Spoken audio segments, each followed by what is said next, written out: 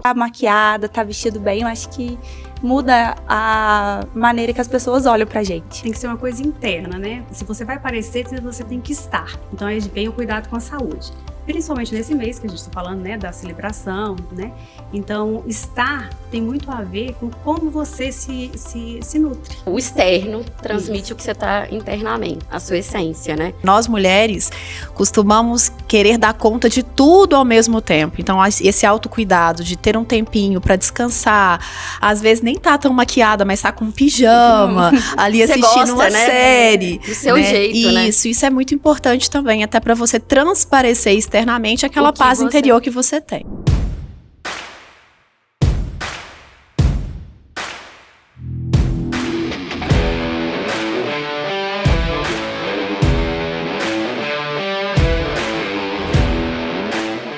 Olá, pessoal, seja muito bem-vindo a mais um episódio do nosso PSC Cast. Outubro é o mês em que o mundo inteiro se une em uma mesma causa, o Outubro Rosa. Uma campanha que nasceu na década de 90 nos Estados Unidos e que se espalhou pelo mundo para conscientizar sobre a importância da prevenção e do diagnóstico precoce do câncer de mama. Mas o Outubro Rosa é uma campanha que não ficou só para a prevenção do câncer de mama e a conscientização. Ele veio também para a gente olhar para nós, para que nós, enquanto mulheres, possamos pensar em nós, como nós somos, nossa complexidade e o quanto a gente pode contribuir. Núbia, Oi. Você ocupa hoje um lugar de destaque em Minas Gerais, né, como vice-presidente da OAB. Nós sabemos, assim, tudo que você já passou e ainda passa para ocupar esse cargo, por ser mulher também. E pensando nisso, conta pra gente o que mudou e o que ainda falta conquistar para as mulheres terem o seu lugar de respeito. O que mudou é que eu consegui transmitir para outras mulheres que têm uma realidade muito próxima a que eu estive, que é possível chegar. Eu acho que esse é o principal recado que eu gosto de deixar. Principalmente como professora, né? Porque eu fui professora de tantas mulheres pretas, de uma origem humilde, assim como eu tive. Então, é um recado que eu dei para elas que a educação vale a pena, que é possível, sim, educar-se, moldar-se, profissionalizar-se e você consegue chegar a esses lugares. Agora, a dificuldade é o que Chimamanda Adichie fala, que é aquele perigo de uma história única, da gente ser a única naquele lugar. Eu não quero ser a única nesse lugar. Eu gostaria de olhar ao meu redor e ver mais mulheres que, como eu, tiveram uma origem diferente daquele status que se tem hoje na OAB Minas Gerais. E olha que já mudamos muito, né? Desde a gestão passada do Sérgio Leonardo, a gente já deu um start de mudança. E agora com o Chalfun, que é uma pessoa que eu admiro profundamente, eu brinco sempre com ele, que ele é um homem feminista, porque ele permite às mulheres, independente da origem, da orientação sexual, independentemente das convicções político-partidárias, chegarem, porque ele quer chegar junto. Então, a dificuldade maior é encontrar parceiros que não sejam só mulheres, porque às vezes a gente se reconhece na semelhança, e nem sempre a semelhança é o que vai te dar apoio, é o que vai te dar suporte, é o que vai te elevar.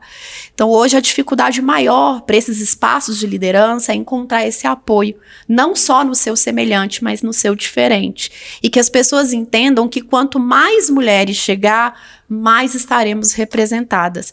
E eu sempre digo, Carol, Shirley, Nayara, meninas, que as mulheres ainda têm que aprender muito, porque elas se auto-sabotam. As mulheres competem muito entre si. A gente não percebe essa competição tão rasa nos homens. É claro que os homens competem, mas com outras armas. As mulheres ainda utilizam de armas infantis para competir entre elas. E isso traz pra gente um lugar de rasidão, sabe? Como se a gente não soubesse, como se a gente não estivesse, como se a gente não merecesse aquele lugar. Por isso que as mulheres são tão substituídas facilmente. Porque os homens têm a visão de que as mulheres brigam por qualquer coisa, entendeu? Isso é muito complexo. Então, talvez essa seria a dificuldade que eu percebo nesse sistema. E eu acho que isso até impressiona outras mulheres quando elas são apoiadas, né? Um acontecimento recente, nós tínhamos dado destaque para uma pessoa no escritório e aí ela até me mandou uma mensagem depois agradecendo e falou assim, nossa, você e a Shirley, vocês podiam ter ficado com mérito pra vocês, mas não, vocês fizeram questão de me colocar e tal, mas é claro, a gente quer aqui, a gente quer vocês junto com a gente, né? Pra ver como que tá tão internalizado a competição, que as pessoas às vezes assustam quando recebem o apoio vindo de outras deveria ser mulheres, normal, né? É de uma grandiosidade, né? Vocês conseguirem fazer, né? Ter essa atitude é grandioso. É tanto que gera um espantamento. Sim, né? não tá no comum, né? Não tá no comum. E, infelizmente, essas questões, elas estão vindo muito cedo. As meninas hoje, né, na adolescência, elas têm esse comparativo, essa deslealdade, o desmerecimento, né? Quando, na Essa verdade... competitividade, né? Elas tinham que estar juntas. Eu falo muito para as minhas filhas assim, o não, a vida já mostra para todo mundo. Já existe o não. Quem é você? Você não vai buscar o seu sim? Porque se tem um não, tem que ter um porquê. Você tem que ir atrás, de qualquer maneira. O que você quer. Eu não gosto de limite, nesse sentido, de ser. Eu não tenho que ter limite. Quem é você? O que você quer estar? Aonde você quer estar? Então, assim, a vida já te dá o não. Todo mundo tem o primeiro não. Você não sabe, eu quero ser presidente. Não, você não vai ser presidente, mas por quê? Não, mas eu quero. Então, peraí, deixa eu estudar, deixa eu ir atrás, né?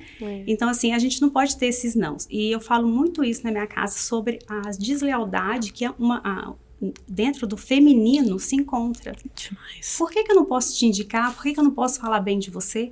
Por que na nossa roda, né, de amigos, eu acho tão legal quando eu chego num lugar e alguém está elogiando uma outra pessoa. Sem eu acho tão bonito. Eu acho realmente bonito. Eu falo, eu tenho um olhar para aquela pessoa, eu posso não te conhecer, eu chegar e você está conversando e falar, nossa, fulana é uma pessoa tão bacana.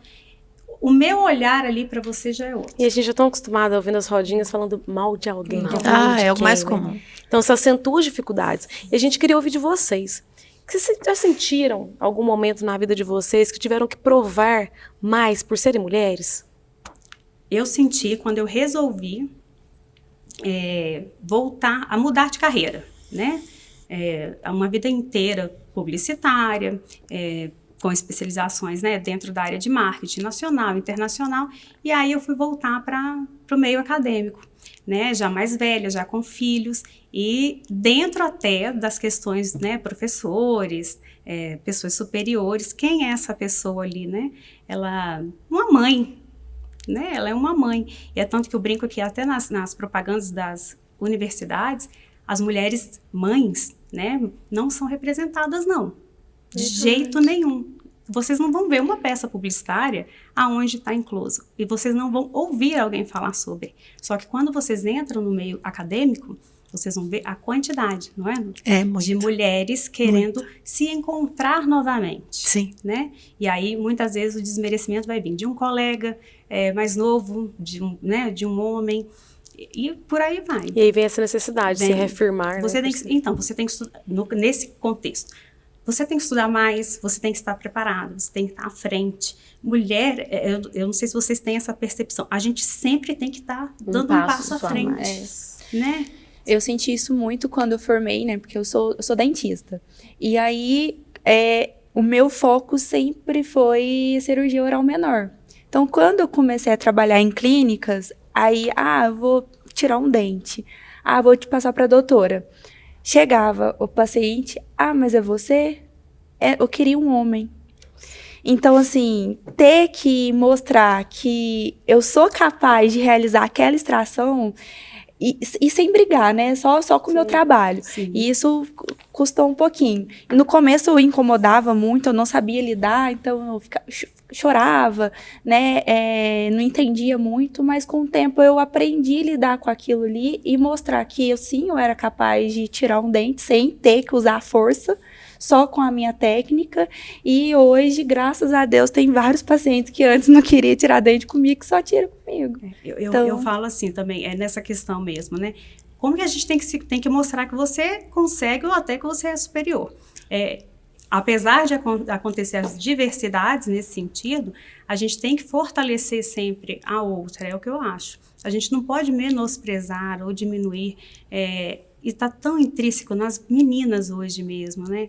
Elas entenderem que a fulana é mais bonita, a fulana é mais alta, uma é loira, outra, sabe?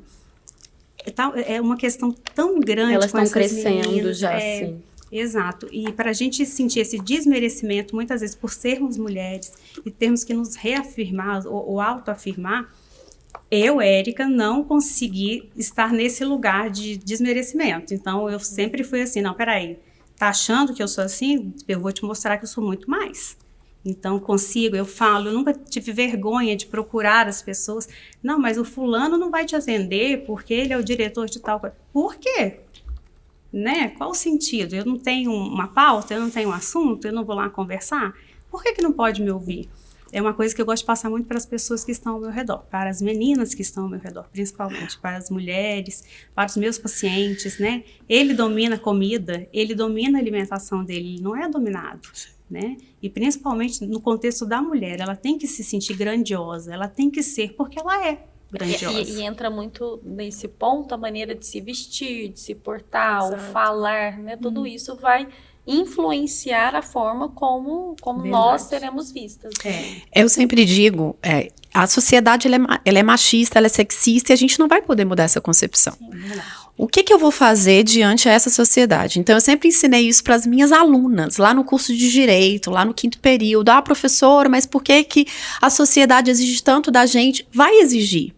Você não tem que dar conta disso. Agora, você tem que se portar o seguinte: eu quero ser essa profissional, então eu vou ter que dar conta. Ah, não, eu quero ser dona de casa e tudo bem. É uma escolha. É uma escolha. Então, a partir do momento que você escolhe a profissão que você vai seguir, você vai ter que se imbuir de um empoderamento muito maior. Porque a sociedade, ela vai dizer pra você, não é o seu lugar, você não pode, você não é bem-vinda aqui. Você, pra permanecer aqui, tem que provar 10 vezes que você é melhor do que os homens que já estavam nesse lugar. Aí vai depender da força que essa mulher tem de romper essas barreiras. Agora, as barreiras, elas sempre vão existir.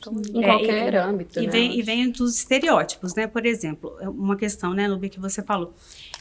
Por exemplo, o nutricionista ele tem que ser muito magro?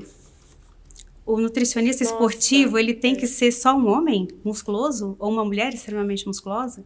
Não vai além. Eu tenho que entender as vias bioquímicas, as vias metabólicas. Eu tenho que saber ler o meu paciente. Agora, se eu quero ser daquela maneira, é outra coisa. Entrou-se numa discussão há um tempo atrás de uma nutricionista que ela é um pouco acima do peso. Mas é ela, e o trabalho que ela desenvolve é maravilhoso. Sim. Ela trabalha com crianças dentro de neurodiversidade também, que é a minha área até de especialização e paixão. E essa pessoa, ela tem um trabalho lindo, magnífico, onde ela pega uma criança, muitas vezes ali, que não está comendo nada e consegue transformar a vida daquela criança. Por que a capacidade dela está pautada no estereótipo?